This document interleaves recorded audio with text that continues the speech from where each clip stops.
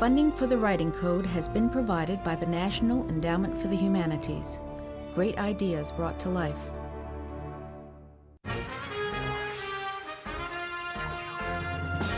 The National Science Foundation, where discoveries begin. The Arthur Vining Davis Foundations, dedicated to strengthening America's future through education. And the Carl and Lily Pforzheimer Foundation.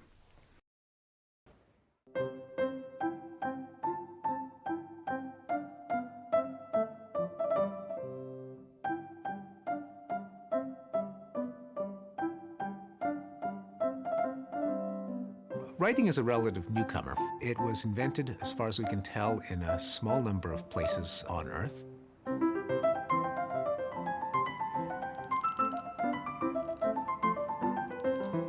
The idea of putting down a story, I'm so glad someone thought of it, whenever it was, because it's a marvelous way to make a living, I'll tell you.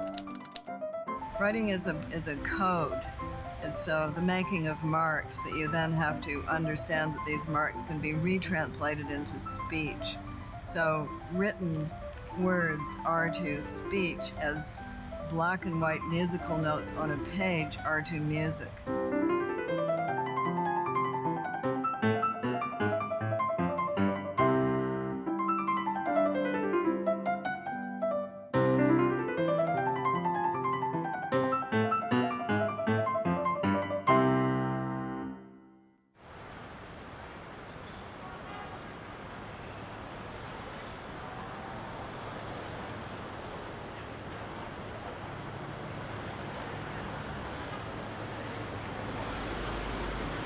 Ma'am?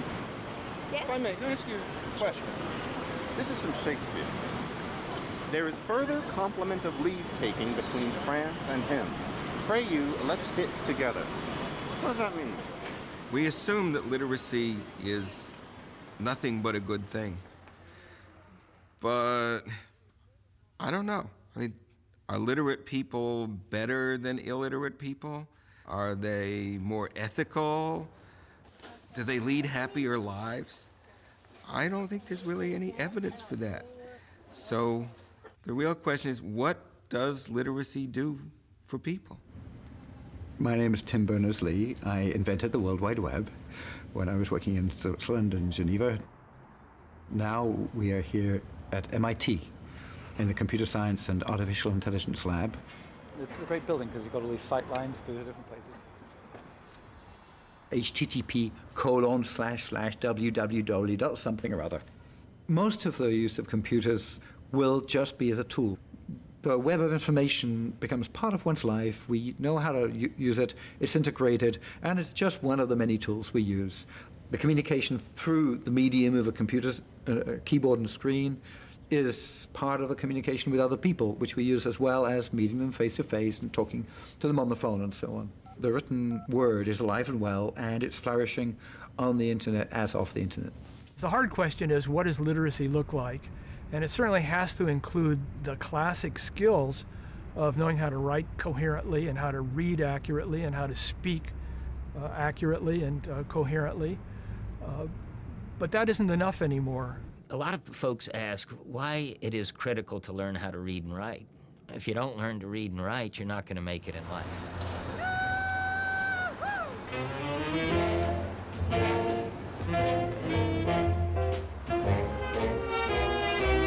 Simply put, if you can't read and write, you're not going to be able to finish school, you're not going to be able to compete, and you're not going to be able to make a living and take care of your family. It's absolutely essential.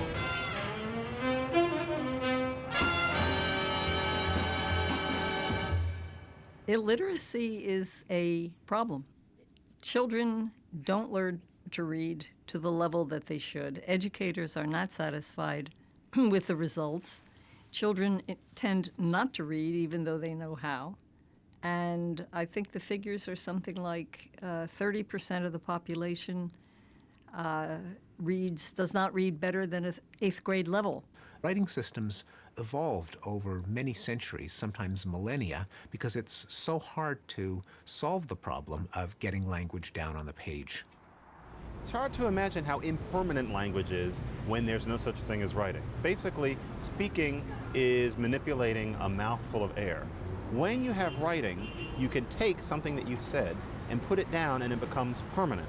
It's there forever. The beauty of writing is that it makes ideas permanent. That's what Plato was worried about, that literacy would lead to the atrophy of memory. He was also worried that once something was written down, it would become so codified that it would just be repeated over and over again.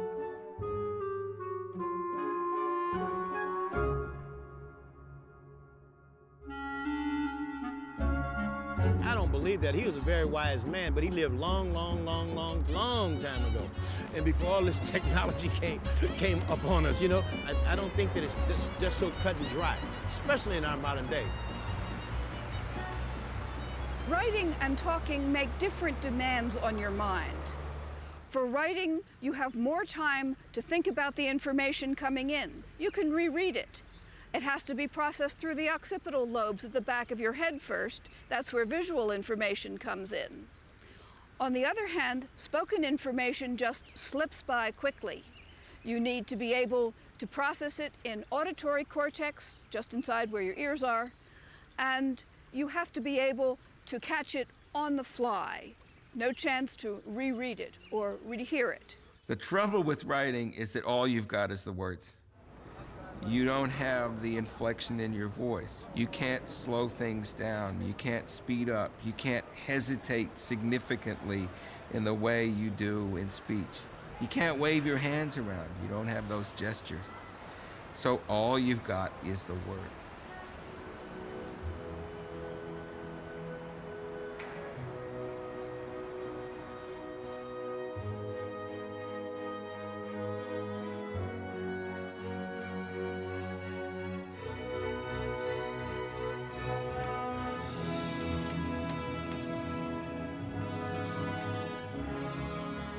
Modern science couldn't have existed without mathematics and mathematical notation, without a way of writing down the ideas of science. Often, throughout history, scientists have been inventing mathematical notation as they went along. We look at Arabic numerals, and the first thing I was struck by when I was learning them as a kid, they look odd. They look so odd, I can keep them straight.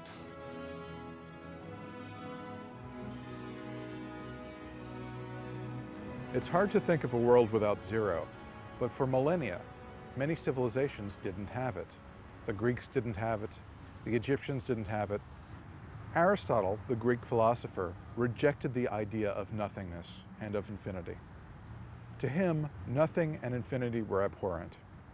And the church, which then based its philosophy upon Aristotelian ideas, followed suit. Merchants found Arabic numerals so wonderful to use that they grabbed it immediately, even though the government officials at the time were very suspicious of them.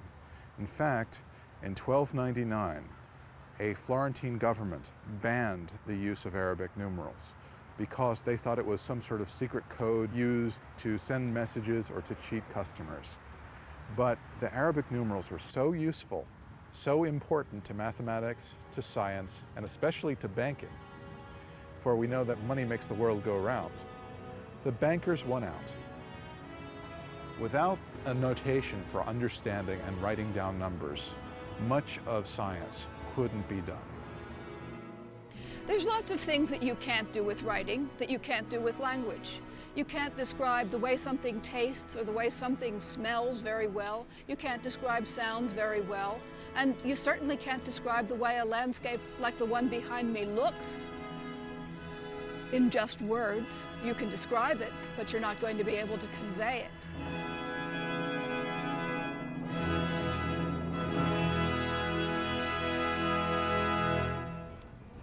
Once you have writing sitting on the page, teaching people that there's a good form of language, languages change more slowly.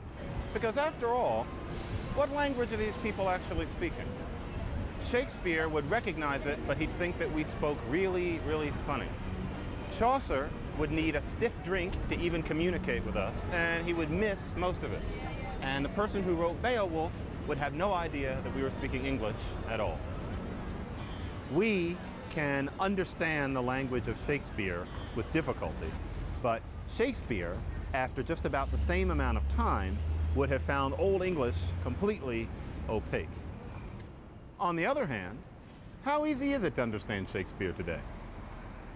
The codpiece that will house, before the head has any, the head and he shall louse, so beggars marry many. What does that mean? What was that? The codpiece that will house, before the head has any, the head and he shall louse, so beggars marry many. Well, what play is this? Well, it's Lear. Oh, King Lear. Is King Lear speaking? Yes, no, actually, yeah. It's the Fool, so it's supposed to be funny. Haha. Okay. So the codpiece that will house, before the head has any, the head and he shall louse, so beggars marry many. I really couldn't tell you on now, that. cock, does that mean a bird?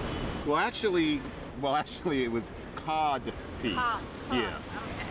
That would have made it easier. But yeah, so the codpiece that will house, before the head has any, the head and he shall louse, so beggars marry many.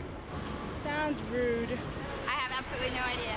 As recently as 1856, you could have heard thieves using a kind of slang where they may have said something like, "The coves had screwed the gig of the jug. Bing-avast," one of them said, "were cackled." Now what that meant was the thieves had used a false key to get into the door of the bank. Let's get out of here, someone has ratted on us. So language changes. It's changed since 1856. It's certainly changed since the time of Beowulf, and it was always changing in the times in between. Language changes over time. We don't sound like Shakespeare, who didn't sound like Chaucer. It wasn't because every generation since then has been introducing errors and making the language worse and worse, but it's because languages spontaneously change, and rules should keep up. Don't hang a preposition at the end of a sentence. Now, you cannot speak English for 10 minutes without doing something like that. It's something that we're all used to, for example. The reason we were told not to do that is because, well, Latin doesn't work that way. Don't split an infinitive. But even Abe Lincoln said that I've split many more infinitives than I have rails. The rule against splitting infinitives, to go boldly instead of to boldly go, really doesn't fit with the logic of English. It really comes from a bad analogy with Latin. In Latin, you can't split an infinitive because it's one word. There isn't a separate word to that's stuck onto a verb. And centuries ago, someone had the idea that if you can't do it in Latin, you shouldn't be able to do it in English. If proper usage gets in the way, it may have to go. Now, the people who told us that we were not supposed to split our infinitives when our infinitives are two words with a space yawning between them, just waiting to invite and cushion a word, is really rather sad.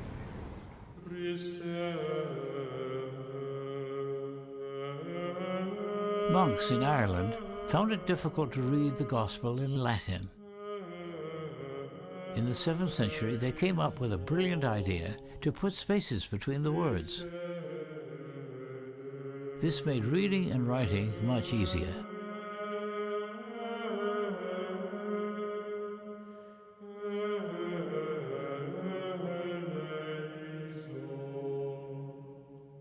English as a language came out of various other languages, including Anglo-Saxon, medieval French, Latin, and Greek, and then during the age of the Empire, words came into English from all over the world. The English dictionary is the biggest dictionary in the world because it's got all of these words that have come in from other languages and over time. Yeah, let me tell you about dictionaries. I've got some quite nice early dictionaries. Here's probably a copy of the most famous dictionary of the English language, the one done by Dr. Johnson in the 1760s. This was the first dictionary that tried to have all the words of English in it. Dictionaries before had only hard words in it, words that people might not know the meaning of. They were for that kind of purpose. Dr. Johnson wanted to have a dictionary that had all the words of the English language in it. So he produced this really wonderful dictionary with really skilled definitions from somebody who really understood the language. One of his most famous definitions is his definition for the word oats. where he says oats, a grain which in England is generally given to horses, but in Scotland supports the people. Most of the words that we use every day actually entered the language from some other language. We feel them as English now, but we are very much a bastard tongue. For example, words like kayak and pajama and didgeridoo. Jambalaya, jambalaya. This language is full of words that were taken from other languages. And I don't mean the obvious ones like ballet or Haagen-Dazs or pizza are the ones that we know come from other languages and still feel as foreign. I mean ordinary words like neck, happy, skirt, sneak, art. So I don't mean fancy language, I don't mean some sort of trick that you can pull. I mean the language that these people right here are speaking right now. Up here, we have the word gifts, and over here, we have the word luggage. Old English didn't know from gifts and luggage. Those words were not in the language at all. Gift is a word that was given to us by Scandinavian Viking invaders. Luggage is from the same source. Lug is from the Scandinavians again, and the little udge tag at the end is something that we took from French a little while afterward. These kids have been learning to talk since before they were a year old. Whatever language they speak at home, English, Spanish, Korean, whatever, anywhere in the world, they've been automatically learning to talk since they were a year old. But reading and writing, they're never going to learn automatically, because writing was invented only some 5,000 years ago. There just hasn't been time to evolve the ability to read and write. There's every reason to think that our species is innately wired for spoken language, but reading and writing are very different. Children don't spontaneously learn to read and write, and most societies in human history and prehistory have not had language in its written form. In terms of human history, reading is quite new, and vast numbers of people being able to read is very, very new. When reading first came in, it was controlled by scribes. Ordinary people were not taught to read. That's why magicians were always shown as these mysterious figures who had books. They had a book, unlike ordinary people. One of the treasures of the University of Pennsylvania Museum is a collection of 30,000 clay tablets inscribed with cuneiform writing. And one large part of this collection is thousands of texts written by students in schools around 1750 or 1730 or BC or so. This is a tablet that we call, only half jokingly, first day of school, because it's a very simple technical exercise in which the child wrote the same wedge, a single wedge, repeatedly. And this is a copybook text written by a student who's just learning to write cuneiform. So the school children started with copybooks, and when they moved on from copybooks, they started to learn syllables and eventually words. And when they learned words, they started to learn them thematically. And it's the first word list that they learned in their curriculum. It's a list of trees and wooden items. Up here is a section that's written by the teacher. And down the left-hand edge of the tablet is the word for wood, niche in Sumerian, 2 horizontals and a vertical, repeated over and over again. And on the right-hand side, there's a scratch pad, which is where the students, children, maybe 11, 12 years old, we don't know exactly how old, would copy and erase and copy and erase. And you can see that very distinctly in the profile of the tablet. Oh, man. Oh, you can do this. You can do this. Point to the words and read me the sentences. Okay. Trish, Okay, well, let's start at the beginning, okay? And when printed books became available, it became possible for more people to have books, ordinary people to have books. This was viewed with great suspicion, because you could be reading a book silently to yourself, and who knows what you were thinking.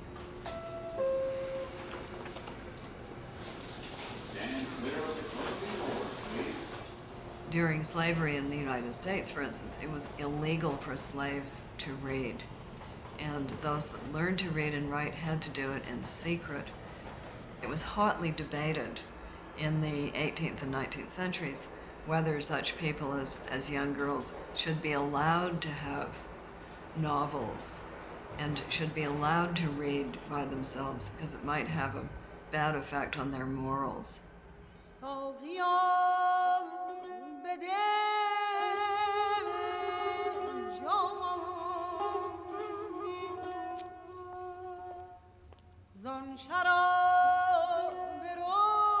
In Persian culture, poetry is closely related to music, and calligraphy is the art form that preserves it.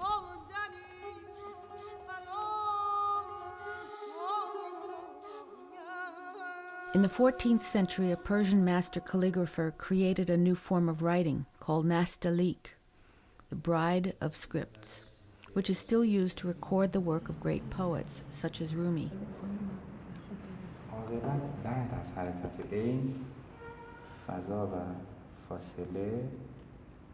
This calligraphy class for women meets once a week. Students practice at home and then bring their efforts to the teacher for guidance on how to improve technique.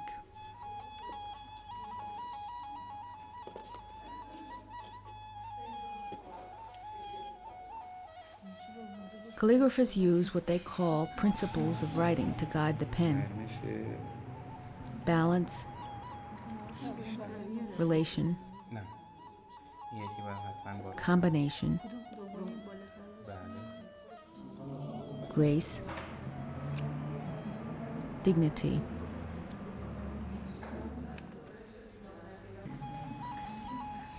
purity of line, says the teacher, proceeds from purity of heart.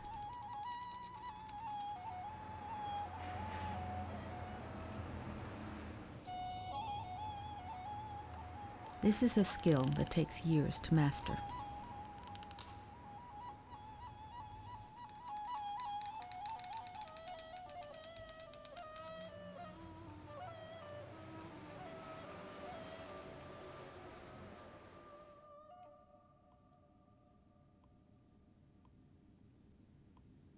In the days when you had to learn 30,000 characters, only a very specialized group of people could be literate, could be scribes. The vocabulary in a language is huge, right? Sounds are few. So a sound-based system, which has roughly a character for each sound, can have 30 or 40 characters. In English, we have 26. So it's available not just to a particular elite group of scribes, but it's available for anybody who can learn only 26 characters in the case of English and read any word that is written.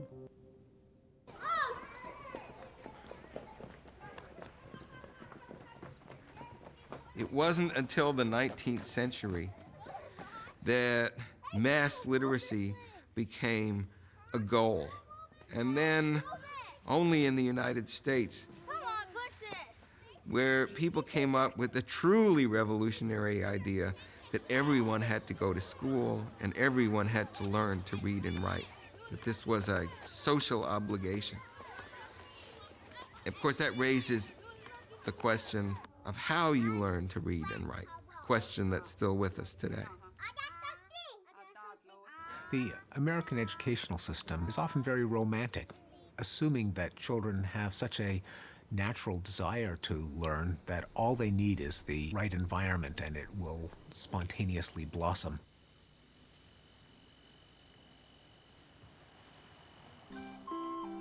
The revolutionary idea that everyone should go to school led to the one-room schoolhouse. The one-room schoolhouses grew in the areas that were outlying. Many children had to work on the farms, but they needed a place to go and learn since the parents were also busy and couldn't be home teaching their children around the kitchen table, and they needed someone who could do this for them. And the one-room schools would spring up in little pockets where there were areas of people living.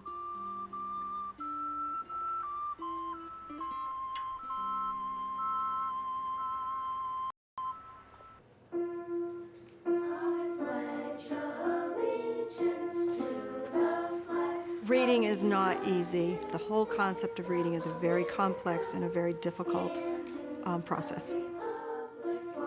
I think teaching reading is the most important part of teaching children because there isn't a subject in class that doesn't require reading. Whether it be math or art or music, you always have to have reading in there, so therefore I think it's probably the most important part of teaching. Good morning. Today we will do a quick share about signs of fall. Have an awesome day, Mrs. Leader. In order to begin to grapple with print, children have to pay attention to the sounds of language and not just the meaning. And that's counterintuitive in the sense that if you give a kid 3 words, for example, cat, mat, and kitten, and ask which 2 are alike, they'll say, yeah, cat and kitten, because they automatically function on meaning, which is exactly what they should be doing. I mean, that's a useful thing, and it has always worked. You need to shift that so that they can function also on the level of focusing on sounds.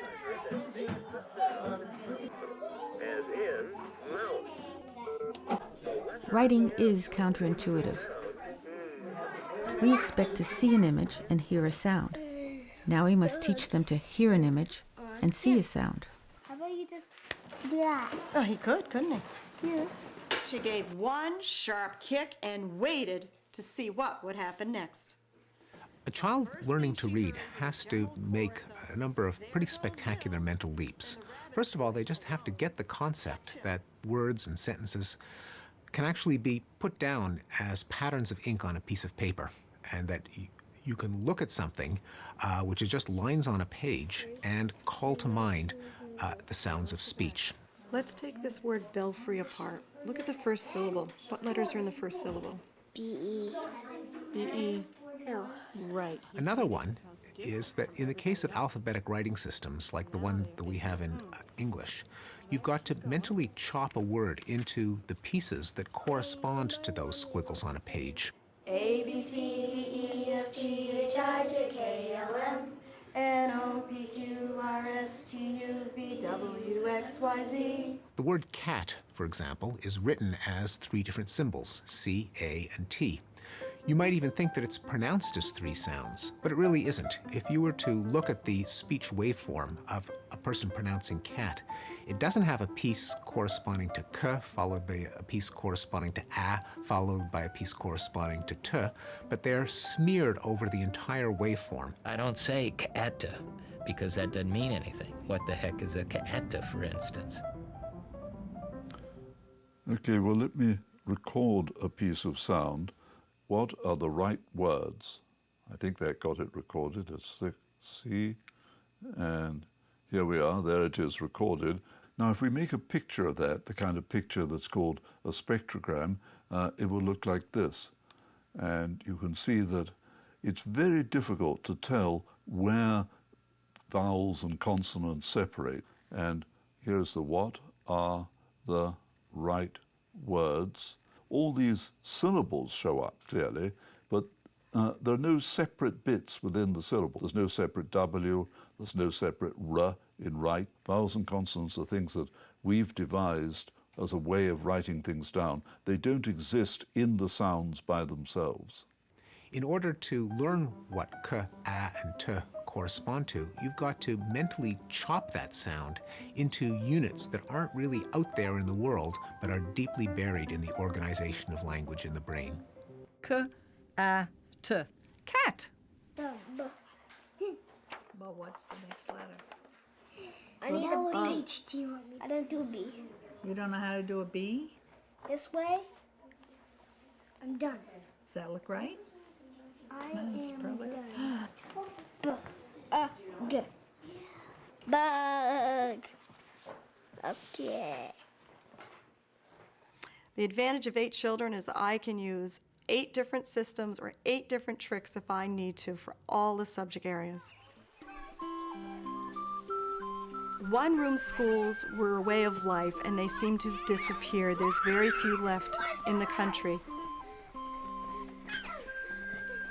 And I think that's too bad because we really can service these students so well with the individualized education that cannot possibly be gotten in a classroom of 20 or 30 students.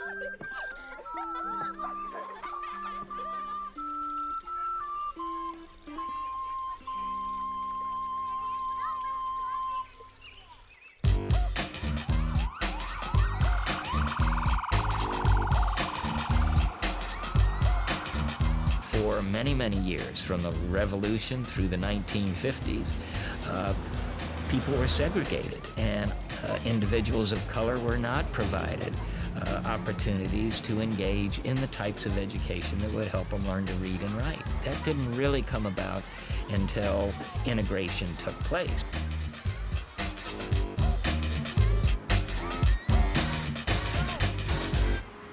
Given poverty, the number of opportunities to engage in the types of interactions with adults early on from birth to 5 diminishes dramatically.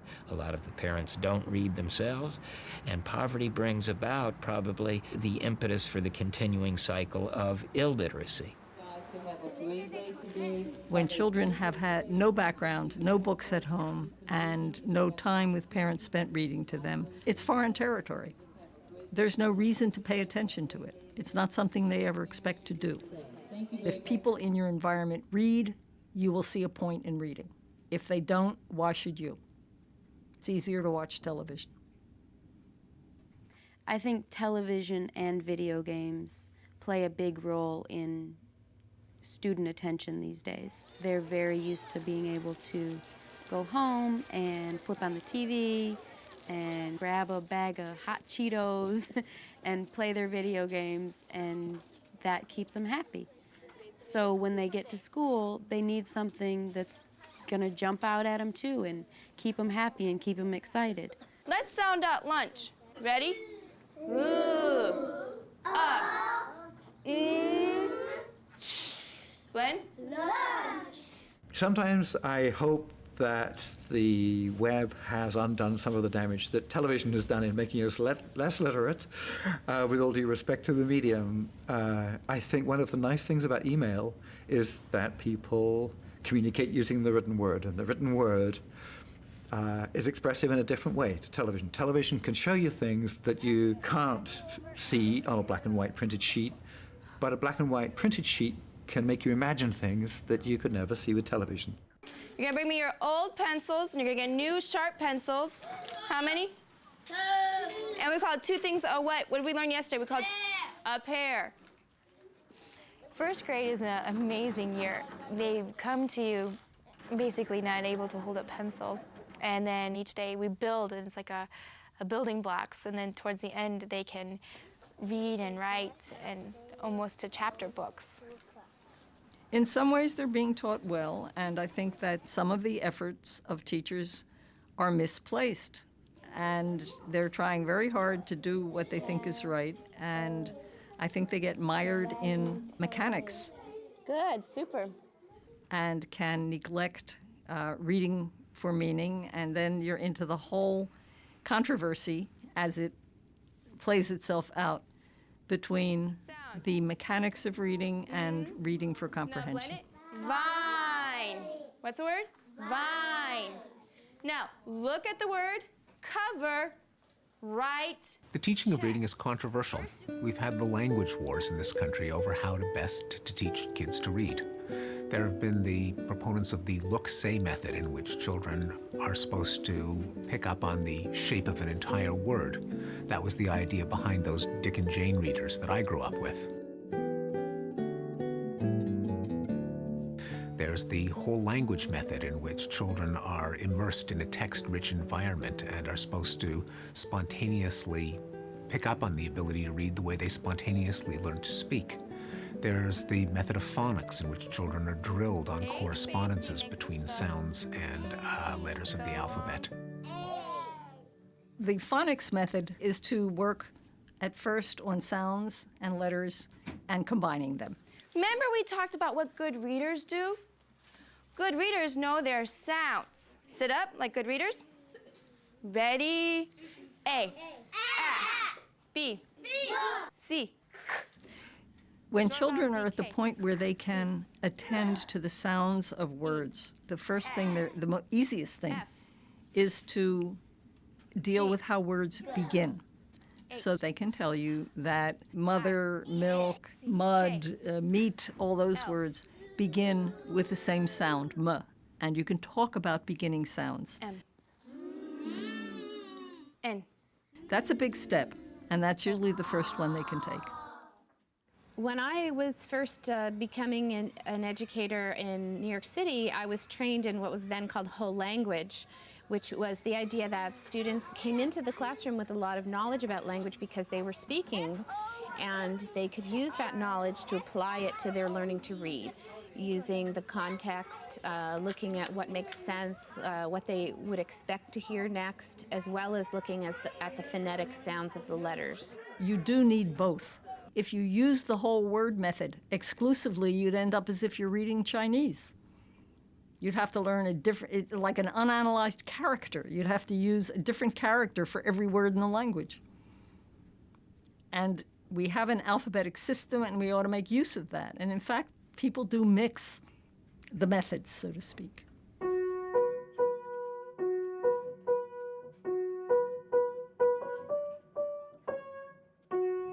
For many, many years, our educational establishment felt that reading developed naturally. The National Institutes of Health only began formal study in the mid-60s because of the substantial number of individuals in this country who just couldn't get it.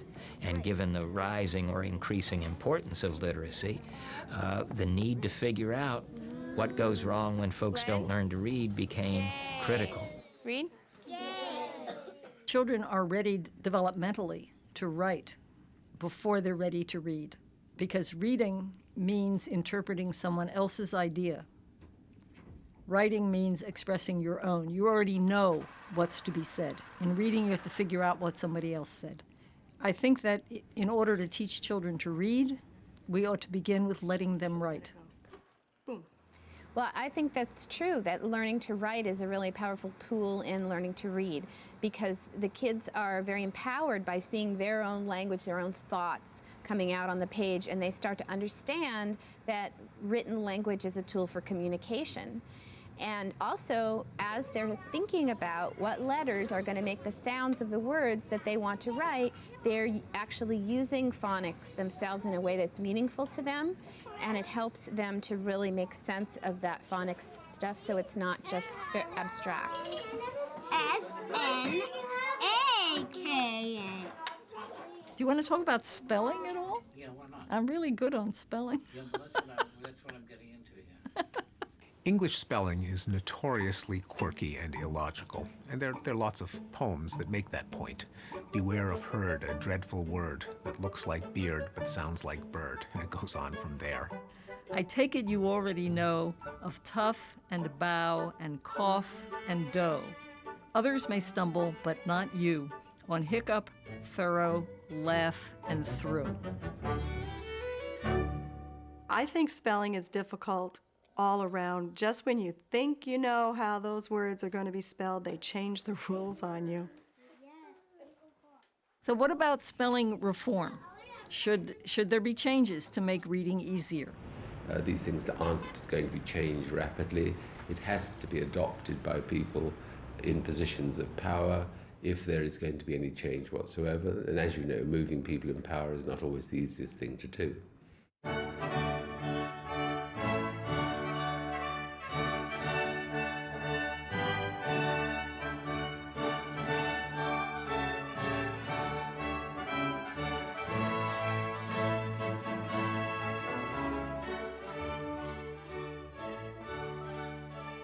Changing the spelling is not going to be an overnight activity, as Jack said. Some changes in society, like changing your currency, as we did in 1970, you can phase in over 2 or 3 years. Other changes that some countries have done, like driving on the left instead of on the right, as in Sweden and Nigeria, it is advisable to do it all at once, for obvious reasons. But if you are changing the spelling, a lot of the objection that comes up is it would mean we would have to reprint every book in the English language in the new spelling.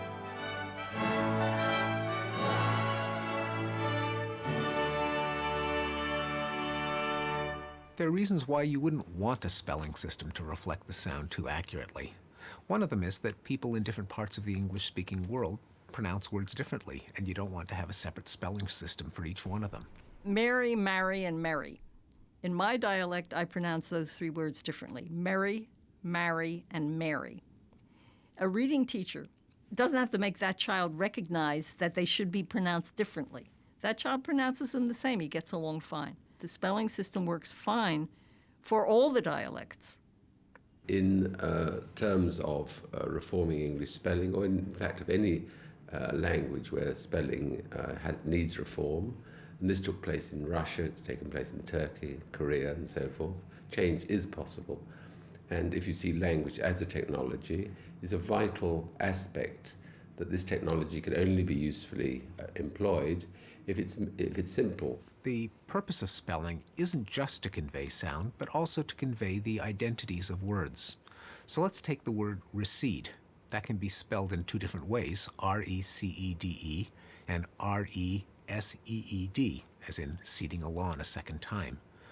It's good to convey that difference because in one case, we've got a recession. In another case, we've got a reseeding. How about inspiration, declaration, and adoration? What comes before the R? Inspiration, declaration, and adoration. Well, you know, don't you? Adoration has an O. Why? Not because you memorized that word, but because you know it's related to adore. Inspiration is related to inspire, therefore an I. Declaration has an A. Why? Because of declare. English spelling is considered so irregular because we don't have one letter, one sound matching all the time. You can't rely on it. What I'm saying is that there is something that the sounds represent, which isn't the pronunciation, but which is connected to the meaning of the word. What's his job? His job is to write the letters. You got it.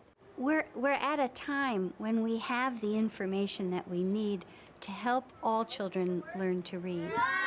If we have our teachers coming through their training, understanding what it takes to learn to read, developing a common language about what kids need and how best to teach them, we can begin to bring multiple teachers into a classroom. We can provide a classroom teacher with very good professional development. We can have a specialist in the same classroom to help make sure that all of the kids are getting the instruction they need. And what is going to be most beneficial is the teachers will have a common language. That is critical if they are going to solve problems collectively. It's critical for any profession. The challenge is it takes time. The more quickly a child figures out how to sound out a word and how to spell words, the more likely that child will be a reader for life. Thank you. Say it fast. What is our topic today? Now, a lot of teachers will groan, and rightfully so, and say you cannot provide that individual kind of attention when you have 25 to 30 kids in a classroom. Well, indeed, that is true. But the fact is, if we take the long road and we teach our kindergarten teachers and our first grade teachers how to assess kids early and provide them with powerful instruction, then the later occurring reading difficulties obviously should not occur. It's so exciting, just looking into their little eyes beaming when they can first read a sentence and then into a book, and they can comprehend it and it makes sense and they know they're reading. And so the first day that each child can read is monumental, and we celebrate. Big white hills. What would I tell the world? It's that every child can read. Every child. If we are well trained, we can teach our children how to learn. Most of the students coming from third grade, they have the basic knowledge of how to construct a complete sentence and to write paragraphs. What they have difficulty with is trying to write stories or, say, go beyond just one paragraph. The key to writing is reading. If a child is not reading, and if they're not reading extensively, then it's going to affect the writing. And I noticed that the students who are great writers in my class, they read extensively. And they don't have a problem with putting their thoughts down on paper. To learn how to write, you should pick a writer who you feel you have a rapport with, whose attitude you share, because your style of writing, your voice, comes out of your attitude. It comes out of the kind of person you are, whether you have a sense of humor or whether you're crotchety, or it's going to show in your writing. I was a reader before I was a writer, and reading helped me to discover other worlds, to go beyond St. Louis, Missouri. I used to be running along the trail with Jack London in Alaska. I would be in those worlds that Ralph Ellison constructed. I'd be in those worlds that Faulkner constructed, or Hemingway, or Gwendolyn Brooks as a poet, or Carl Sandburg. All these people opened up doors for me to walk through, to discover the mystery and the magic of writers and writing. So I think that it's very important for people to read. I think that's very important because you use another muscle than you do when you're passively sitting there just watching a television show. I tell parents to read with their child. When I say read with your child, have the child read the book while you listen to them. You know, you're actively engaged in listening to your child. Take them to the library. That's so instrumental. Let them have the choice. I think choice is really important too. And that's a great motivation for students. When you walk into a library, it's actually not just the fact that you may find the book you want there. When you walk into a library, you're walking into somewhere which has been put there as a storage of knowledge and has been put there as a place of learning. And I think anybody who goes into an institute of education or a place which has been built as a library is immediately swept up into that. Libraries have been a fixed part of human civilizations for over 5,000 years now, dating back from ancient Babylonia. One of the greatest of all libraries, of course, was the Great Library in Alexandria that contained as many as 1 million books, all in scroll form. Libraries have to have reading rooms, of course, where people can come into contact with the holdings of the library. What everybody is doing in this room, in one way or another, is reading something. They're reading books, they're reading online, they're reading newspapers in various languages, they're consulting information in all kinds of format, either electronic or print. And each day here at the New York Public Library, we welcome somewhere up to 2,000 readers in this reading room alone, and then if you add in all the other smaller reading rooms in this particular library, we can have 2,500, 3,000 people reading our materials a day. What is interesting is that the internet changes the library fundamentally. Or rather, the library changes fundamentally so that it continued to serve all of its historic functions of place, of curation, of user service. It used to be when I wanted to get information on some topic, I had to go to a library and choose from what was provided there, or I had to go to a bookstore or a magazine stand and choose from things that other people had selected for me. Now I get to choose from the internet, and I think of the internet as a library. I can download anything I want from anywhere around the world. So the library, in a sense, is infinite now. The bookstore is infinite now. Since the web has come and in developed countries become fairly ubiquitous, what's new is not that we can do more work or we can read more stuff. What's new is that we have a greater choice.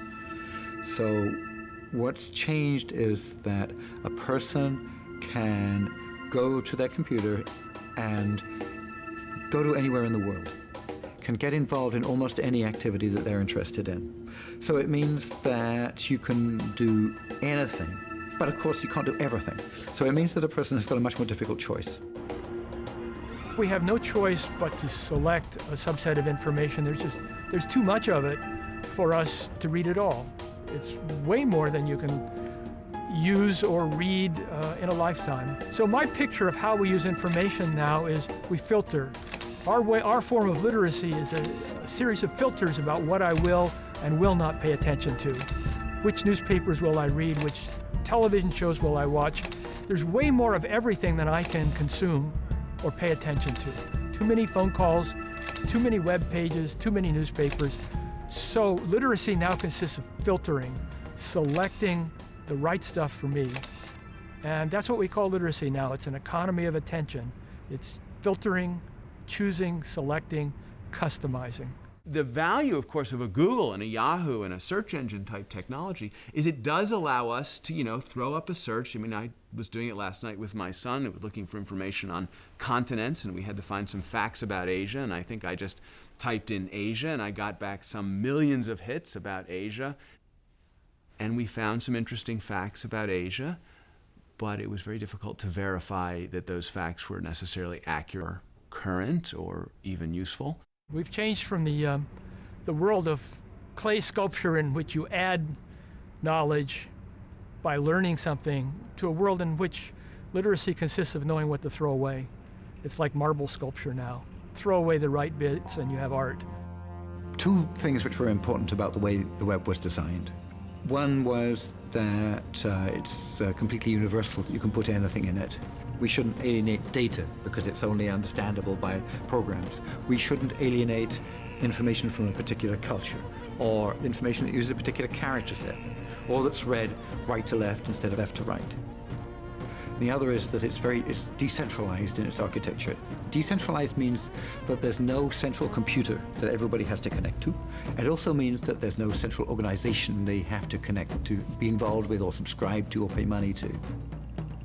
So a lot of the work of everybody who's developing the web should be to respect that universality and to try to do whatever they can to make sure it remains a universal and open space.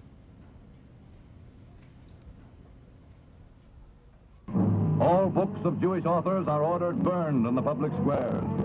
Authors, scientists, artists are driven from Germany.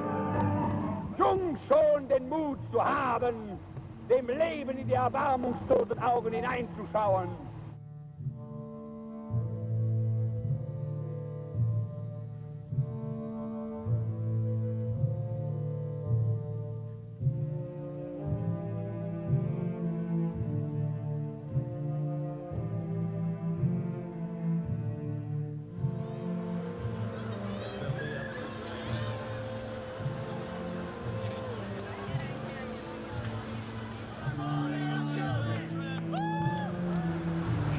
Very hard to have a true democracy without a reading public, because all of the other information spreading, communicating technologies, they communicate, but they do not allow you that time for reflection that reading does.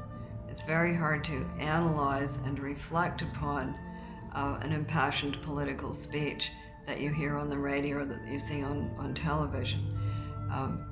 But on the page, for instance, in a newspaper, in a magazine, in a book, you can think it over, you can analyze it, you can see whether you think this is logical or not, whether it's reasonable, whether it accords with what you already know. So I think without that, without the ability to read, you're not going to have a democracy as we understand it. You're going to have a demagoguery.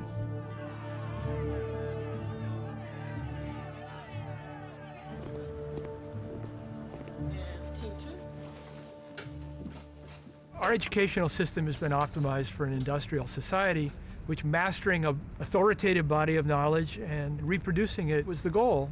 But we don't live in that world anymore. We live in a world in which people have access to all the information in the world. And how do they select the right information? How do they create new kinds of information?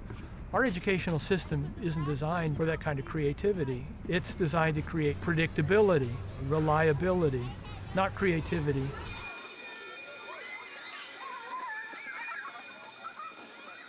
Some of the histories of the printing press point out that for the first couple of decades, the printing press was used to recreate the hand-printed manuscript. And we're probably still doing that with the computer. We're probably still imitating things from the print world, and we are just on the verge of breaking out into purely computational and electronic cultural forms and art forms and modes of communication. I think we're seeing that in the kids right now. So watching the kids, I think, is the best clue about where it might go, but 30 years from now, nobody will recognize our culture. Everything about it will be different. What are you doing? I'm just kind of writing. Writing what? I don't know, just writing. I think our future must be a more collaborative sort of writing, something which spans all the boundaries to make something that works better.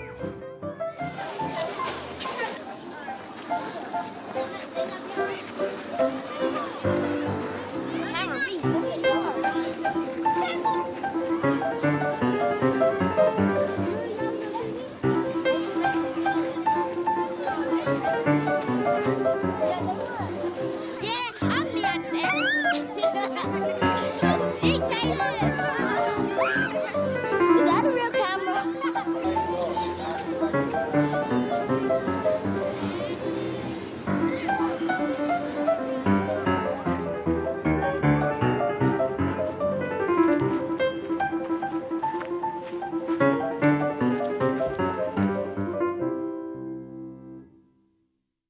Funding for the Writing Code has been provided by the National Endowment for the Humanities, the National Science Foundation, the Arthur Vining Davis Foundations, dedicated to strengthening America's future through education, and the Carl and Lily Pforzheimer Foundation.